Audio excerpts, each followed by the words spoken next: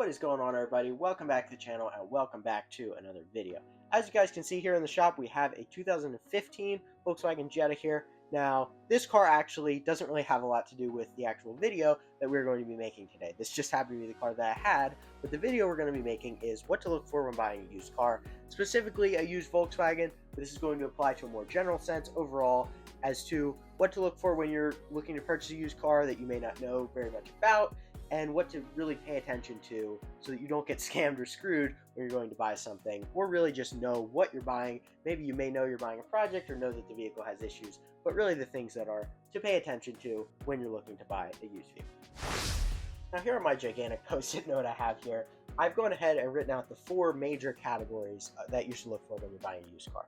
First being engine and transmission, second suspension, third interior, and fourth exterior. So basically in each of these we have some subcategories of the things that are really important to pay attention to in each of those main categories, and these four categories cover the majority of what you're going to come across when you're going to be looking for issues, and this covers pretty much everything on a vehicle that you're going to want to take a look at when you're going to buy something. So we're going to go ahead and dive into each one of these. Alright, so since we're at the front of the car when we're starting this video, we're just going to go ahead and start out under the hood with the engine and transmission part of the video. So first thing we're going to want to check when we are, under the hood and looking at what we're going to be looking at, first we're going to start off with the coolant. So basically, coolant level is pretty easy to check. You're just going to look at the line. This one here has a minimum line and then the fill line to full. So you want to make sure that that's full. If that is low, that could indicate a possible coolant leak, which you definitely don't want that. As far as the oil health, sometimes it's going to be hard to know if there's not service records or something showing that the oil was changed, but most newer cars have a service indicator that you can check mileage, or they'll have a sticker on the window from the last oil change. You're going to want to make sure you check on that and make sure you get the oil changed, because that's definitely very important to the engine health overall. Now, the next thing we have to go over is going to be leaks, smoking, squeaks, and noises. So this kind of covers a lot of things, but first off, we'll look at leaks. So basically here, as you guys can see, there is some indication of this would be most likely from someone adding oil and spilling it, but that's what a leak is going to look like. You're going to see some oil residue around as shown right there, and also as we can see down on the oil pressure sensor here, we have some oil, so that could mean some oil migration coming out of there. Who really knows? So that is going to cover most of the leaks, basically what you guys are going to be wanting to look for. That shows a leak. As far as oil, this car fortunately doesn't have any coolant leaks. Now, these cars are very known for having water pump issues. Fortunately, this one doesn't have any. But for a coolant leak, you're going to see something similar. Just going to see some type of drippage or something like that. Antifreeze typically has a sweeter smell, and if you notice the coolant level low, coupled with the sweeter smell kind of leak, that's going to be indicative of a coolant leak. So basically, that's going to cover the leaks for the most part on the engine side. On the transmission side, you may be smelling transmission fluid. It is automatic transmission fluid and manual transmission fluid. Both have kind of a unique smell to them, but you're going to just have to look at it and see. But overall, just going to go ahead and look for any types of leaks somewhere and kind of indicative of an issue in some place on the engine. As far as the squeaking, obviously that's just an audible notice. If you hear something squeaking, it could be an alternator, it could be an AC compressor, it could be a bad belt, a bad tensioner, many different kinds of things. But basically, that can cover a lot of bases. So just going to pay attention to if anything is squeaking, that could be indicative of an issue. Now, as far as smoking, obviously you're going to notice that coming out of the back of the vehicle or from under the hood or something like that. So you just want to go ahead and pay attention to that. If you notice something, that's definitely indicative of a problem of some type. There's nothing that is supposed to smoke at all. So there's something going on there, and it'll need further investigation. And finally, just generalized noises. Any type of knocking, ticking, clacking, anything strange, just pay attention to that stuff, because usually that is indicative of something going the way that it shouldn't, unless it's a diesel. They're very clackety. But other than that, if you hear one of these things make a bunch of clickety clackety noises, that is not a good sign, because these cars are timing chain cars and they're very known to have issues with timing chains. So just want to stay vigilant with noises and make sure that you are critical of them if there's something going on that is odd or strange. All right, now of course, for the sake of this video, because I wanted to show you guys something, they had to put the sticker for the battery date on the way back. But this is where the battery is going to be, somewhere on the battery. This one has one here and one there, but looking for the date of the battery to see the age of it. So this one here, as you can see, is the 11th month of 2022. So this battery is currently 3 years old. So this one has got some time in it. Typically these days, battery lasts about 5 years. Unfortunately, we usually don't see too much time out of that. But basically, you're going to want to check the date of the battery because that is going to tell a bit about the overall health of the battery. If the battery is over 5 years old or 5 years old at this point, it's definitely getting the end of its life, because most times nowadays we don't see batteries last more than 5 years. But basically, you're going to want to check on that, make sure that the car that you're getting has a decent battery in it with decent age. Now, this is something, if it's cranking fine and it's starting fine, it's not really something to be super concerned about. But in the future, if you're looking at owning a car that you're probably going to own for quite a while, it's something to keep in mind for the future. Or if you bought the vehicle and you notice that the battery's 5 years old, well, there's a possibility that you might have battery problems come wintertime when it's cold or something like that. Again, not all batteries last only 5 years. Some of them last more, some of them last less. But chances are good, if you buy a car that's got a battery from 2017 in it, you should be counting your days, because it's probably not going to be starting too many more days. But typically, overall, it's just something to pay attention to. Now, another thing is going to be the fault codes in the ECU. Now, I have a very high-tech VCDS scanner, which is a German-specific fancy scanner that none of you guys, if you're looking at just in the general sense of buying a used vehicle, are going to have access to. So I'm not even going to get into how to use that tool or what that entails. But basically, you're going to want to scan the ECU, or the engine control unit, for fault codes, and that is going to be indicative of telling you what issues a vehicle has in the engine or transmission. So you can scan that and you can get fault codes from that. It'll tell you if there's anything wrong. If the check engine light's not on, chances are good you're not really going to see anything in there. But if check engine light's on, that'll tell you what is going on with the car and give you an idea of what you're getting involved in and what's going to take to fix it, or at least have a code to get a general idea of what's there. Now, another thing to check is going to be the air filter.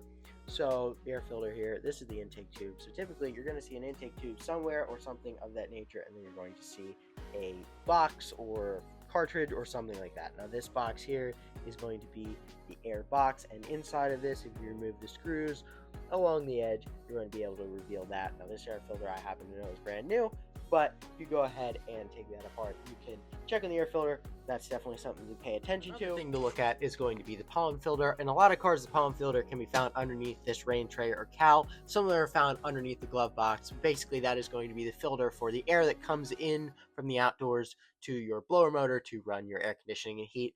And sometimes those get kind of moldy and gummed up, and they have a really bad smell, and when you turn the air conditioner heat on, you get a really bad smell. So that's something to check on. And like I said, some of them are under the rain tray. This car happens to be underneath the dash, but it all depends on which car you're working with. Another thing that is important to keep an eye out for is going to be maintenance records for the engine and some timing belt or timing chain services, because the vehicle is going to have one of those or the other for most vehicles. That's how it's going to be. And on these vehicles especially, the timing chain service is a common failure point and a common issue. So it's something that you want to make sure that you know at least if it's been done, or maybe know that it's not done. But if those records are available on a timing belt or a timing chain service, that's really good to know, because it'll give you an idea of when you have to have those services done, as they are not only very expensive, but when they go wrong, they go really wrong, and things will fly apart and most likely destroy your entire engine. So that's something to stay vigilant about, and make sure that you at least have a general idea of if the timing service was done or if it was not done, so you can get it taken care of, so that you don't have a catastrophic engine failure. And then again, overall maintenance otherwise, that could range from an alternator to spark plugs and ignition coils, which actually happen to be brand new in this car, and anything in between. So it's just good to know if stuff like that has been done, and if something has been kept up and maintained. Just like oil change records, if you can get a hold of them, that's fantastic. Now, the next thing we're going to want to look at is going to be the axle boot. So this is going to be the axle, which is what connects the wheels and basically that whole assembly, the hub and everything, to the transmission and what makes the car drive. So these are going to be the boots on the CV axles, and these are known to rip. So you're going to want to take a look at these. There's going to be 4 total in a front-wheel drive car at least. There's going to be 1 on the outer, and then there's going to be 1 on the inner. So the inner one is right there. And then obviously that is the outer one. And you're going to look and see if they're ripped, because if they're ripped, they can fling grease out, and when they fling all the grease out, the whole entire joint, it'll all come out, and then the joint will actually fail, and it'll be noticeable when that's failing. If you notice a clicking when you're turning, or if it gets really bad, just a generalized clicking when you're driving. So you're going to want to make sure you take a look at that and make sure that they are not ripped and are all looking good. Just like this car, things are looking a-okay. Now, as I mentioned previously, the transmission does not have any leaks. This is going to be the pan for the transmission. Everything is all looking good, and this is another thing you want to take a look at. You want to make sure that the transmission is shifting okay when you test drive it, not slamming, jerking, anything like that. And you're also going to want to make sure that if there are services that should be done, that they are taken care of, because some transmissions have a lifetime fluid. This 09G transmission is actually one of those transmissions in this vehicle. The fluid is not meant to be changed really ever. From VW, they say that the fluid is meant to just stay in the transmission in its lifetime. Some manual transmissions are like that as well. So you're just going to want to make sure that you know what this specific vehicle is supposed to be serviced at and pay attention to those things and those services if they need to be done.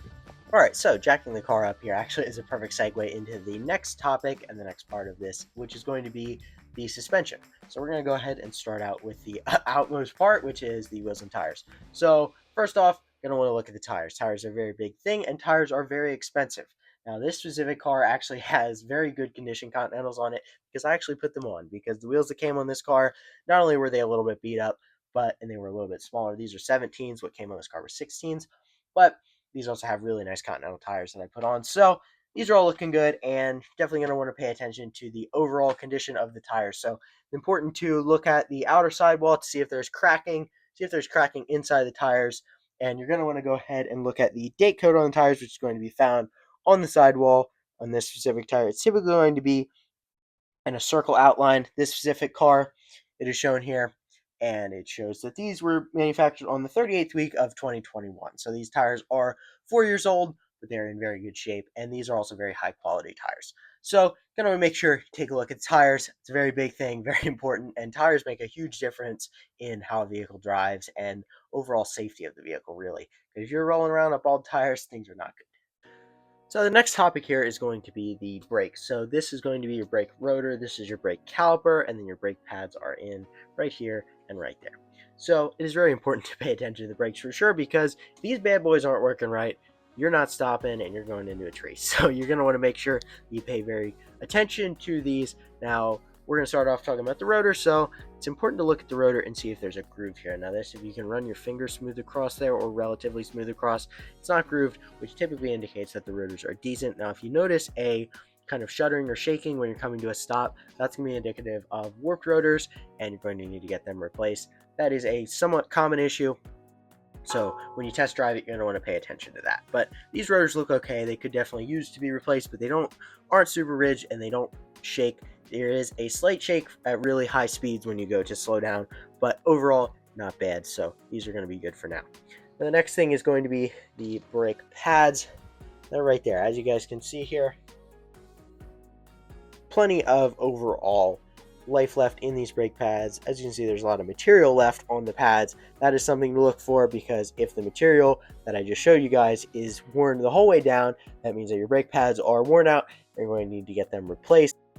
Once again, all vehicles are going to be different, so this information is just generalized information. It's going to be specific to a specific vehicle. Now, next thing we're going to be talking about is going to be the struts and shocks and springs. So basically right here is the strut, the shock is inside here, and then the spring is right here. You're going to want to pay attention to make sure the spring is not broken. Sometimes they break down in the bottom. The spring is not broken, and none of the other springs in this car are broken specifically. I've already checked over this car and looked it over thoroughly, but that's something you pay attention to. This is the shock here, and you'll notice that there is going to be some fluid leaking out of here and maybe dripping down. That's indicative of a failing shock, and that is important to make sure you pay attention to that. So that's going to cover the shocks and springs for the most part. Also going to want to go ahead and check for any brake fluid leaks. Now this is the brake fluid hose right there.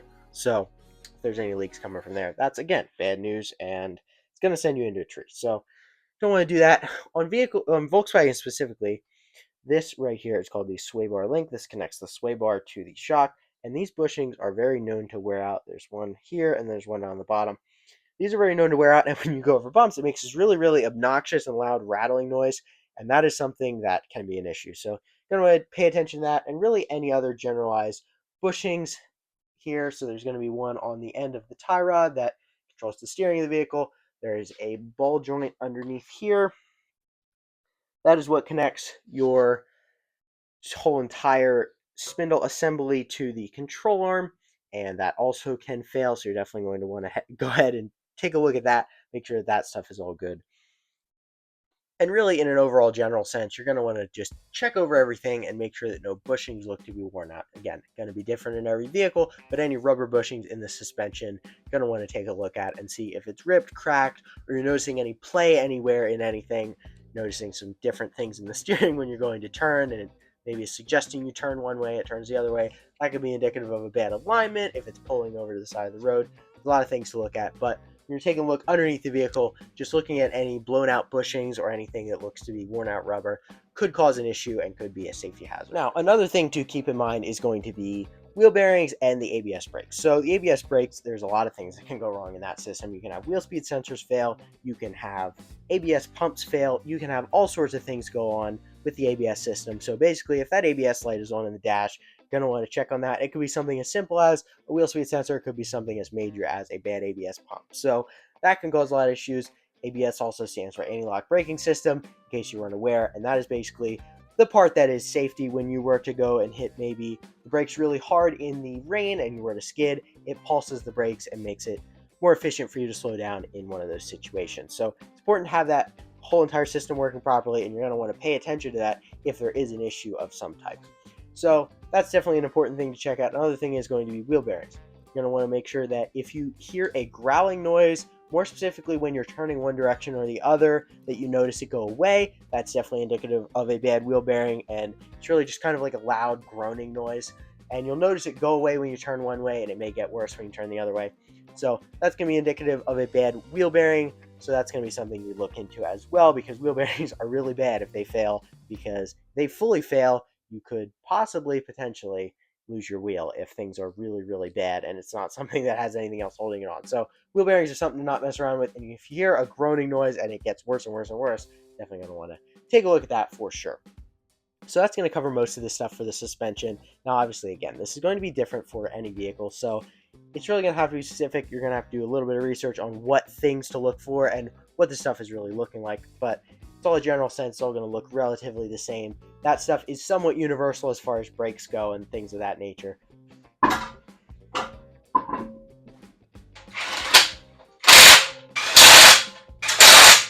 Alright, so we're going to jump around a little bit here to show you guys the exhaust. So basically, here you go, and there's your catalytic converter. So if you don't have one of those, I bet one of those bandits stole it. So you're going to want to make sure that the vehicle has one of those on it, because if it doesn't, once again, the bandits probably got it.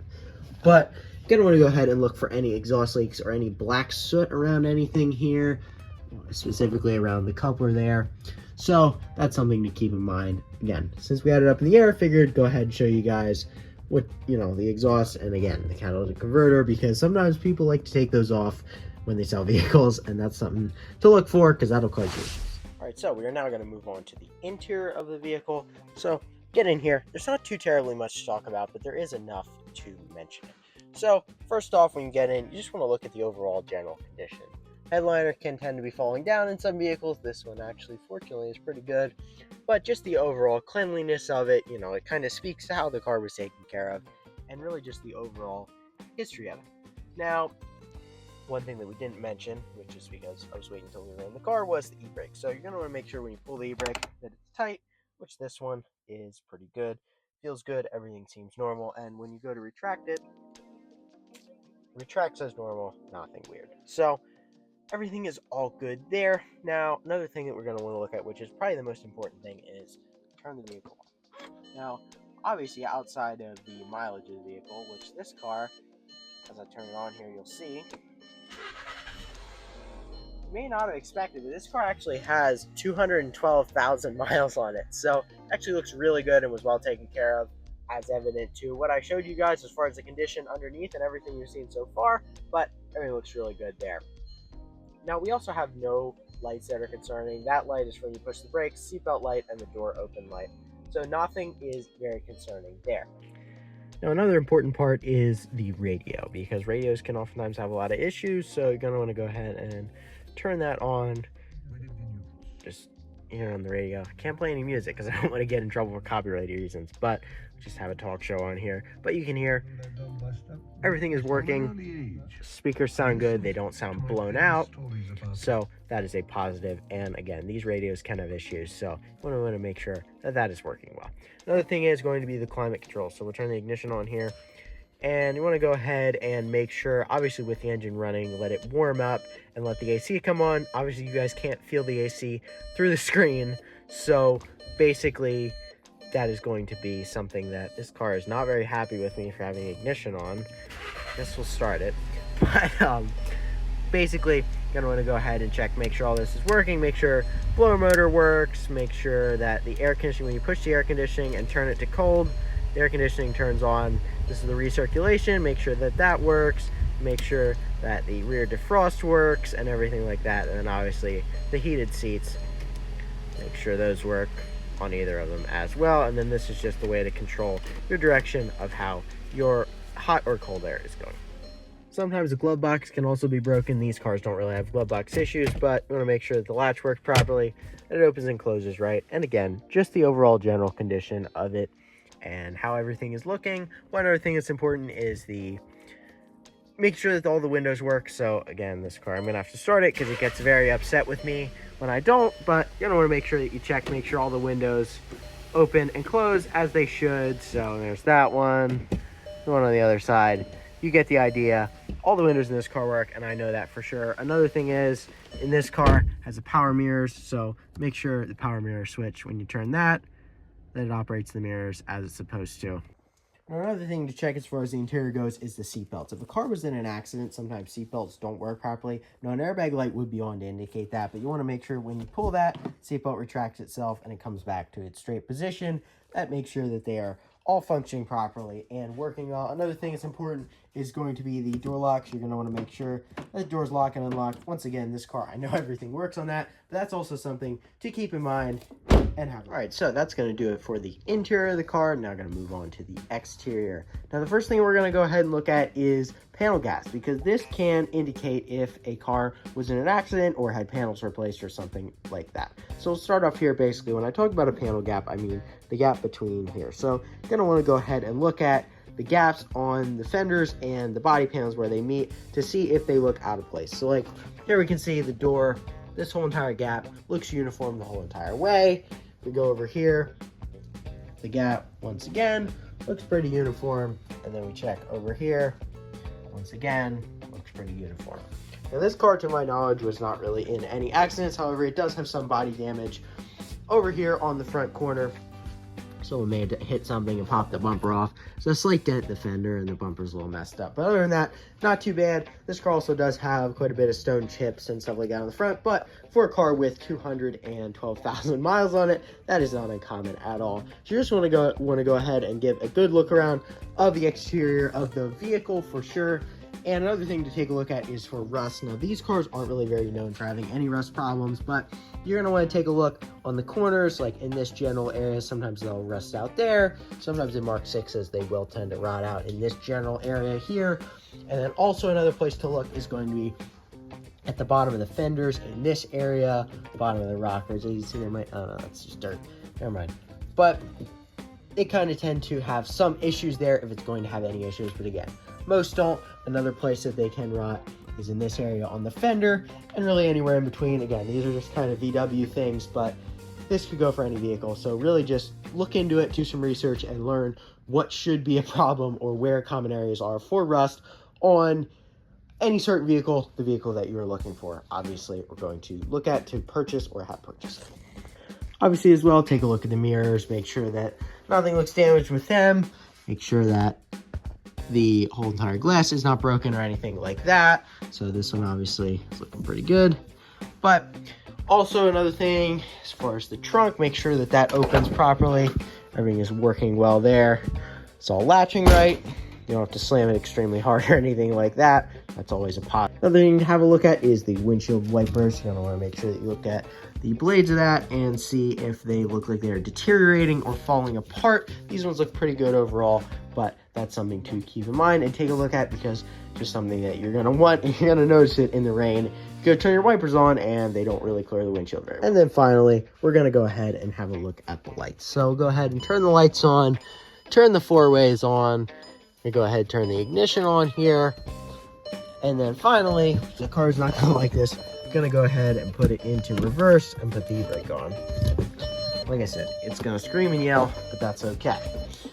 So basically, we have done this so that we can go ahead and check all the lights, and this is what I tend to do when I check lights. So there you see the lights illuminated for the parking light. You can see the turn signal for the 4 ways is on. The reverse light is on here, and the inner tail light. Now if we go over to the other side, we can see the reverse light's on, inner tail light, outer tail light, and the turn signal / hazard switch.